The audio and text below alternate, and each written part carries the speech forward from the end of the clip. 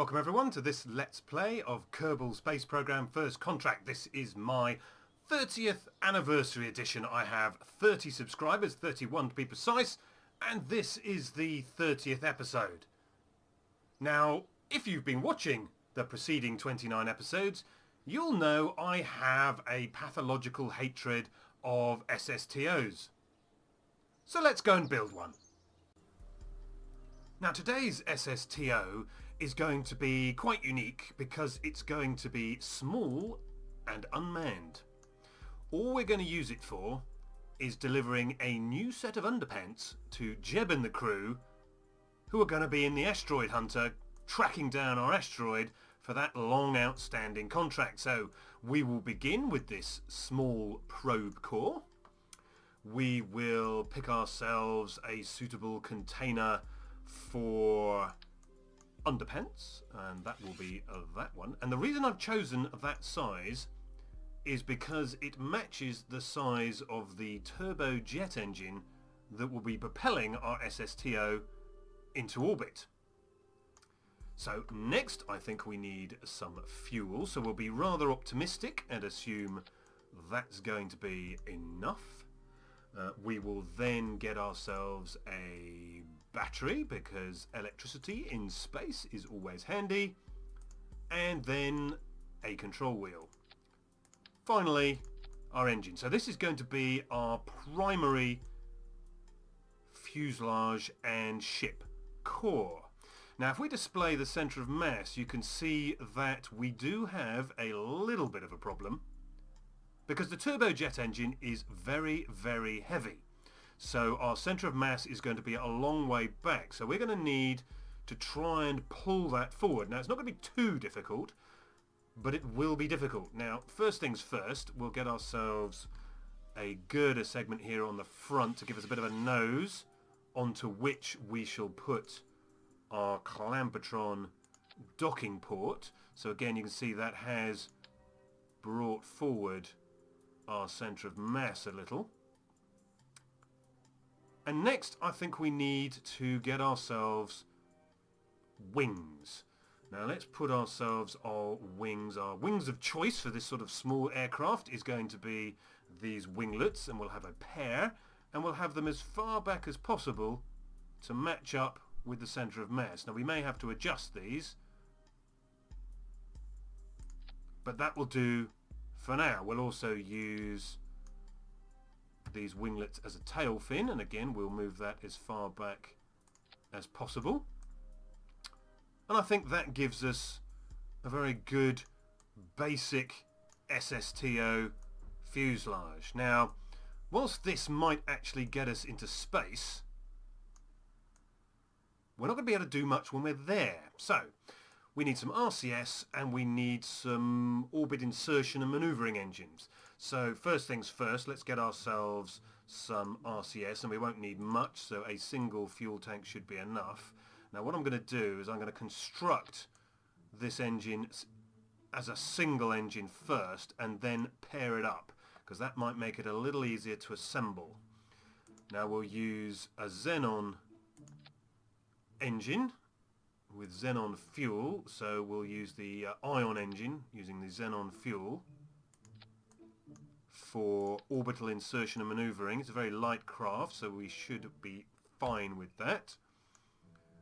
Let's see, we need to get 2 of these on. Let's bring them as far forward as possible, like so. There we are. Now there's a teensy weensy bit of clipping there, but we will let ourselves off. And now we can see that the centre of mass is moving forward, so we can adjust our centre of lift forward a little bit as well. There we go. Now we'll do final adjustments to that once we've got the wheels on. Now can anybody see anything that's missing? Anything really important, like air intake? So let's take our shock cones and see if we can squeeze some shock cones in here. No, not at the back. Here at the front. Come on. No. No. I think what we'll need to do is just adjust the position of these tanks. So let's try that again. I think they're clipping into something. I think it's the girder.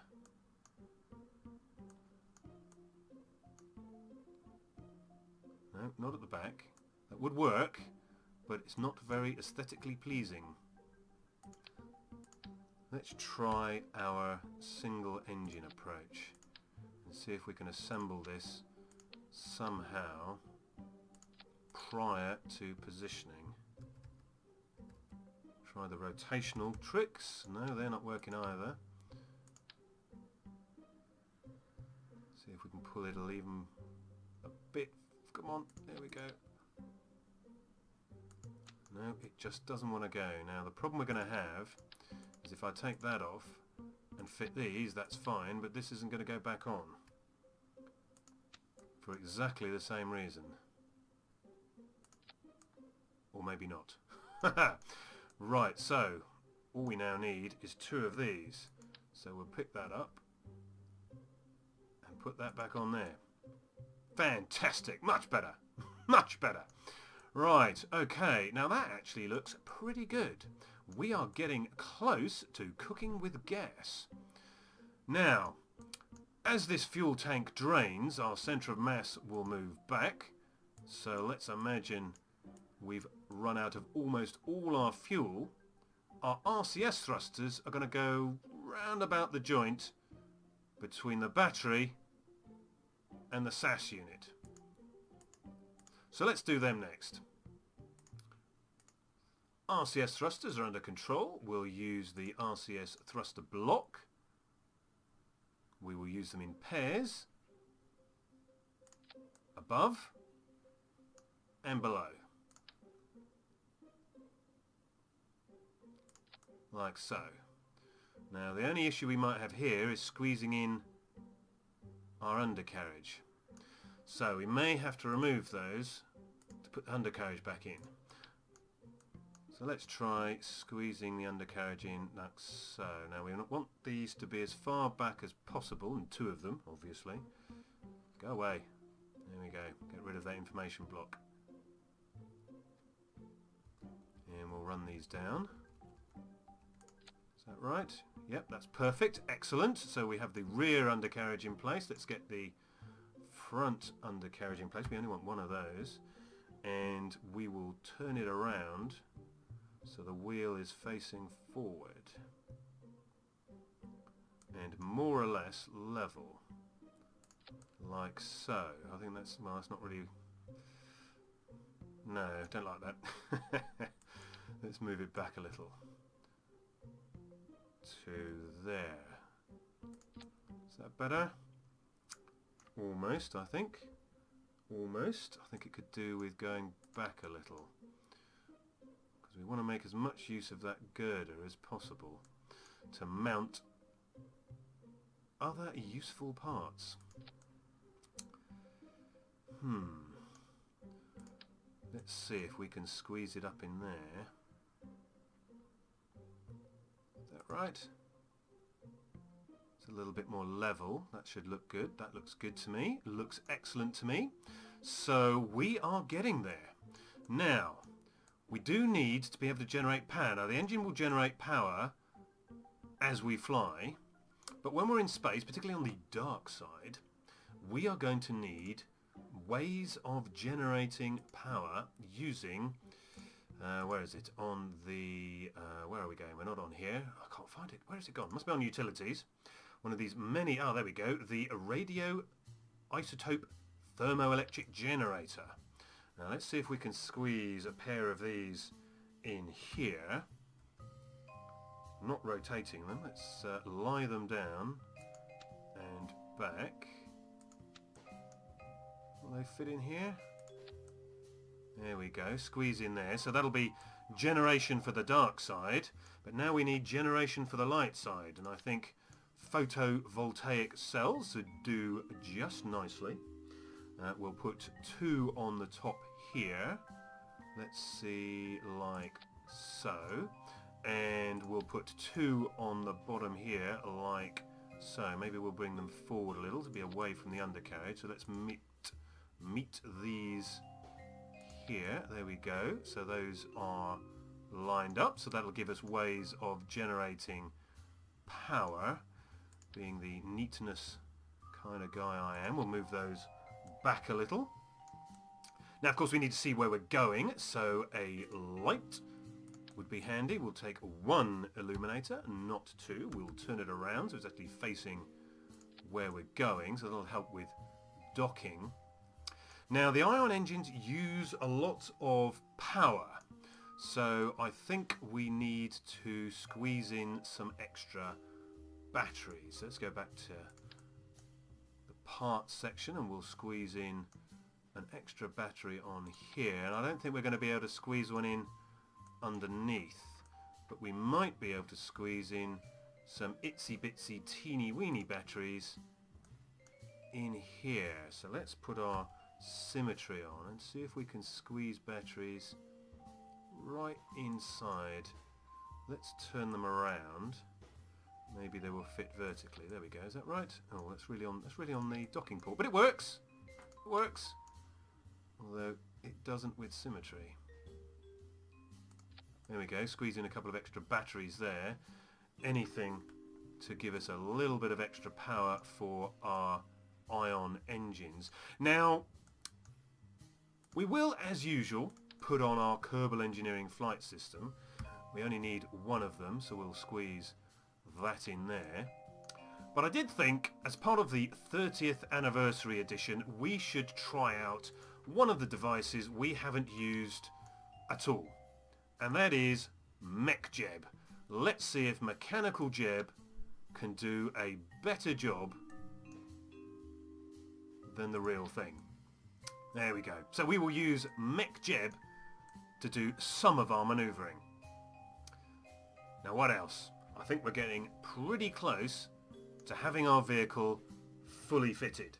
We have engines, we have intakes, we have fuel, we have xenon gas and ion engines, we have a way of recharging our engines, we have some batteries, but you know what? Getting down again, I am not convinced I am going to be able to land this thing, Mini SSTO. So I'm going to cheat. I'm going to put a couple of parachutes on. So if we get in trouble, we can just pop the parachutes and land on our backside. Best way to do it as always. Now, of course, there are always occasions when you need some of these, the cannot do without photovoltaic cells. We will put a couple of those on there, so at least we can generate some power if necessary. Because these take power to get open, so we need to squeeze on as much power generation as we can. So we'll put another couple of those in there as well. So I think we are pretty much there. We have a jet engine to get us into space. It has fuel, battery and SAS unit. We have our underpants drawer. We have a docking port, obviously. We have plenty of batteries. We have air intakes for our engine, and we have RCS control for our manoeuvring. So I just think we now need to do a bit of polishing. Now, I think we will accept that as adequate because I don't fancy moving those wings. I think we just need now to make an action group. We'll have an action group to trigger all our panels. I usually put that on number 9. So we will toggle those panels and these panels. Now, these engines as well, I think we'll do some engine toggling as well. So let's just break these up for a moment. Let's put the jet engine in that stage, and we will put the ion engines in that stage. But we will also create a jet engine action group and an ion engine action group. Fantastic. So I think we're done. Brilliant for an SSTO I don't like building. So let's give it a name.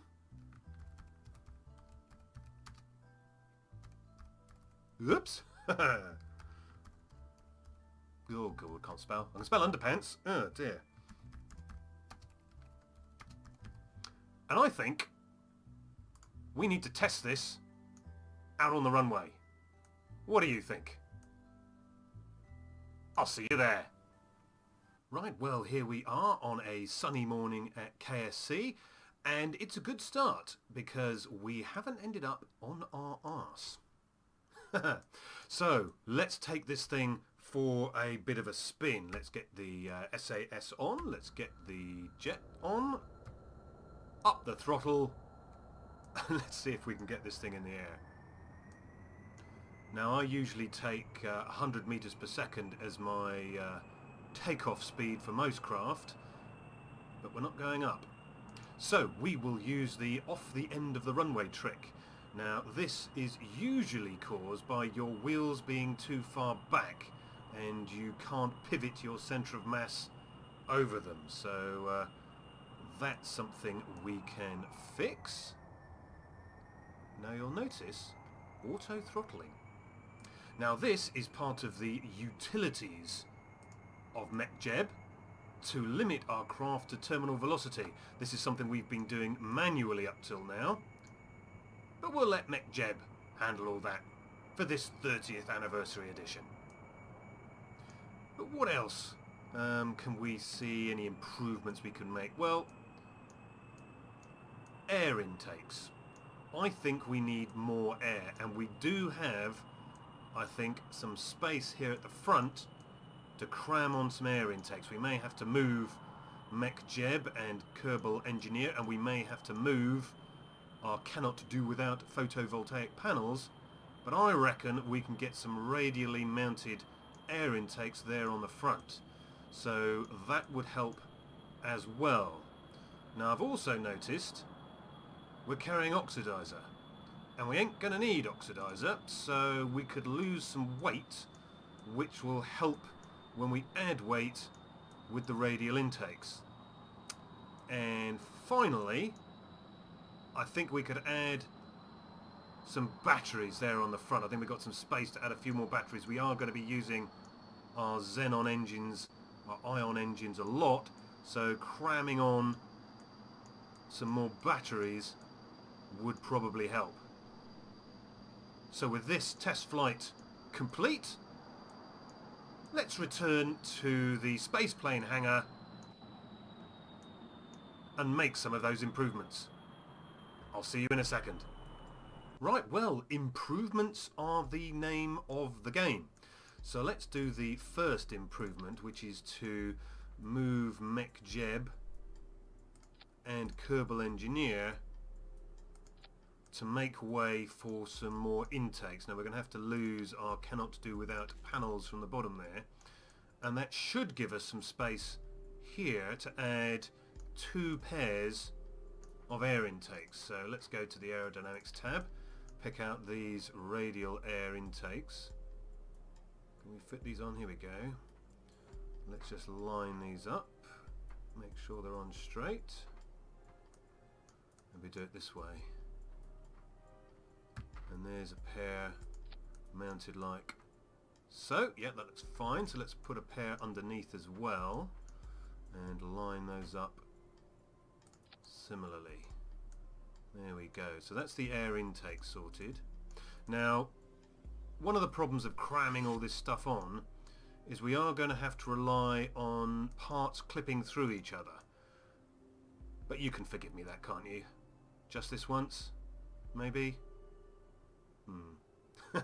Well, let's crack on, shall we?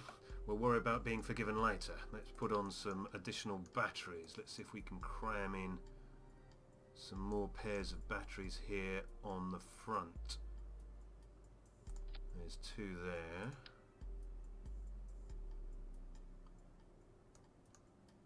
Can't see, there we go. Don't seem to want to be fixing in place. There we are. Just move them slightly. And we'll do the same underneath. Cram on another 2 pairs. Move them back a little. Neatness helps aerodynamics. Not.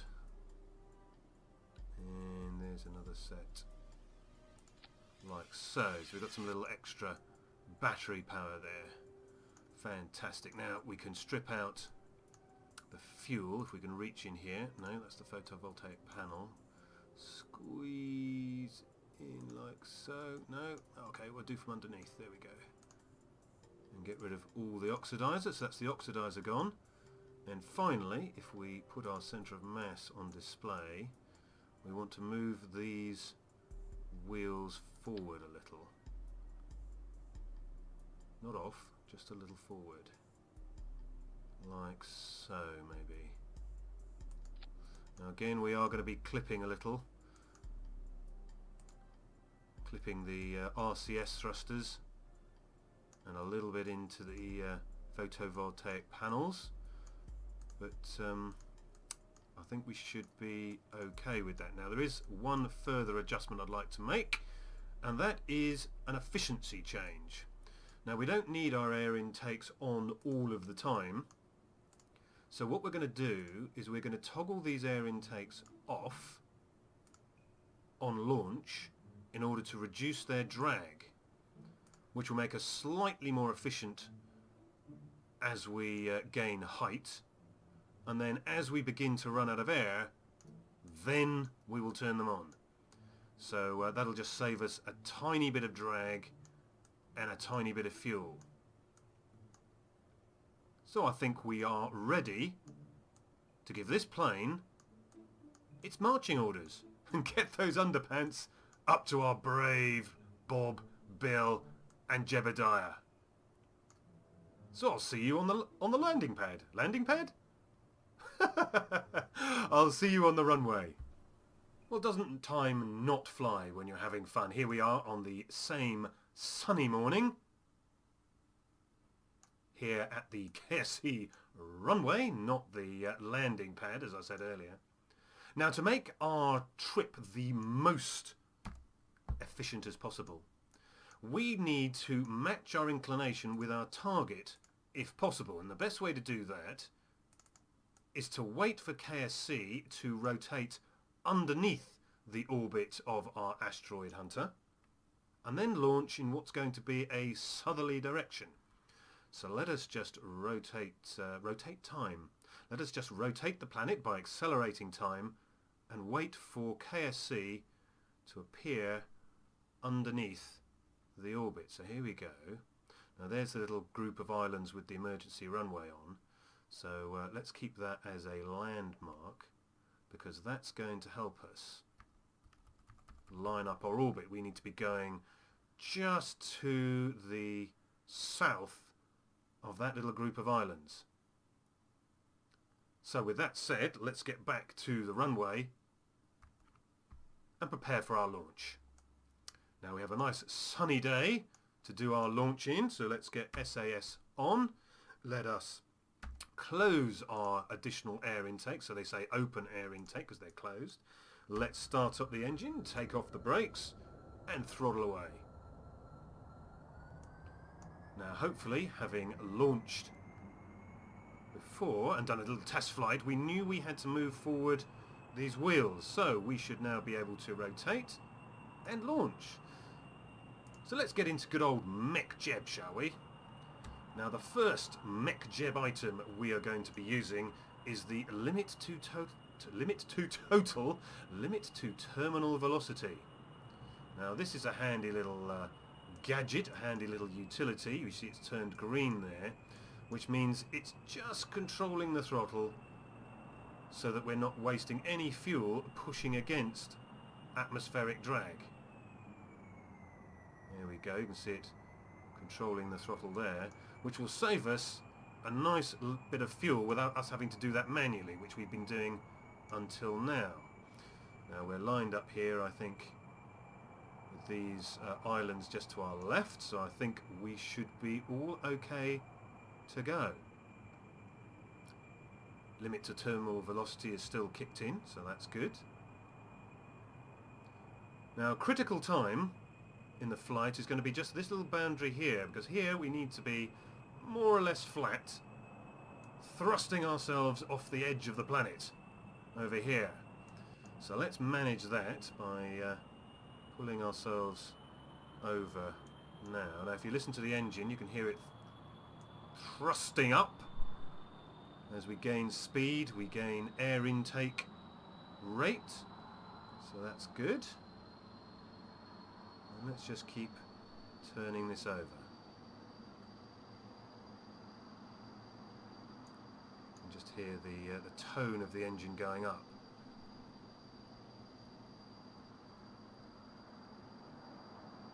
So now we need to be getting much flatter, building up speed. You hear the engine starting to throttle down. So let's get ready. Let's add our 6 key, add our additional air intake, so we've got a little bit of extra air there. But we still need to be flattening off as we start to see the stars appear. Thrust is dropping, but we're still gaining height and we're still gaining time to apoapsis, so we're still pushing our apoapsis off the edge of the planet. Now we're almost out of air, so let's just throttle back a bit, just to prevent the engine cutting out. Just gently tap back. Still gaining orbital speed, still gaining orbital height. So this is all looking good. Let's throttle down a little bit more. Cut the engines back in again.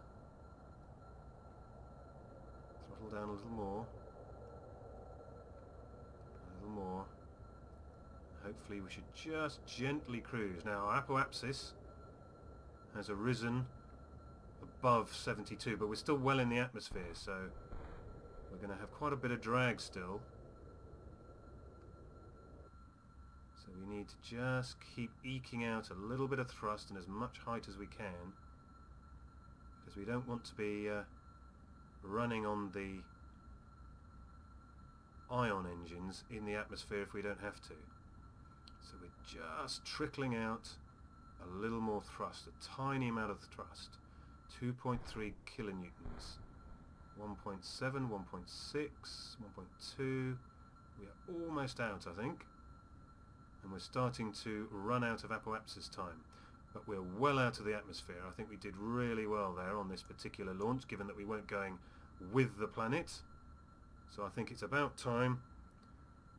We closed our air intakes, don't need those anymore, don't need the jet engine, but let's put a little bit of thrust into these ion engines and just get ourselves into the best possible orbit. So we don't need our utilities anymore, but we do need some photovoltaic panels just to keep that electric charge up. Because while we're not going to be going through our xenon gas particularly quickly, we will be going through our electric charge. So it's a darn good thing we put our extra batteries there on the front. Just see KSC disappearing off in the distance. I think it must be KSC, must be about here, and there's those little ring of islands. And there's the lovely sound. Now let's go to our next MechJeb tool, which is going to be the maneuver planner. And with the maneuver planner you can do a whole series of different maneuvers, but the one we want is circularize. And we're going to circularize at the next apoapsis. You can choose to circularize at other fixed times as well, but apoapsis does for us. So let's create and execute. Now that's going to take 186 delta V. Just managed to get our manoeuvre done in time, but an accurately circular, a fully circular orbit is not necessary. We just need to get roughly circular, roughly into orbit. So there we go, it's burning through its 166 delta V. So let's just check. We've got plenty of delta V. At this rate we've got almost 3 hours of delta V, so I don't think we're going to be running out of xenon gas anytime soon. We're far more likely to run out of electric charge. So we've got 2 minutes of circularizing to go. So we can see our periapsis here rising out of the planet. So let's just pop into map mode. And we didn't do too bad with matching the inclination, did we? No, that's pretty good. That's pretty good. So let's just check out how we're doing. Periapsis is still in the planet so far. I think we're going to be fairly eccentric because we are rapidly approaching apoapsis, and well, I think we might have actually hit it pretty well because we're just under or just over the amount of delta V we needed for halfway, and we're just about roughly, give or take, half the time. So actually I don't think we did too bad there. I think that was pretty well planned. Yes, we planned that very well, didn't we, Jeb? Not.